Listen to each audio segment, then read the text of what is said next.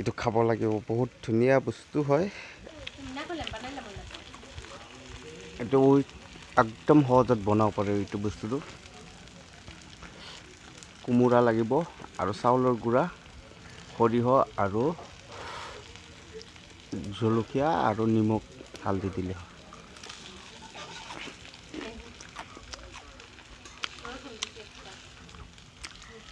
আৰু চেণ্টৰ কাৰণে নহৰু এটা অলপমান দিলে বাহ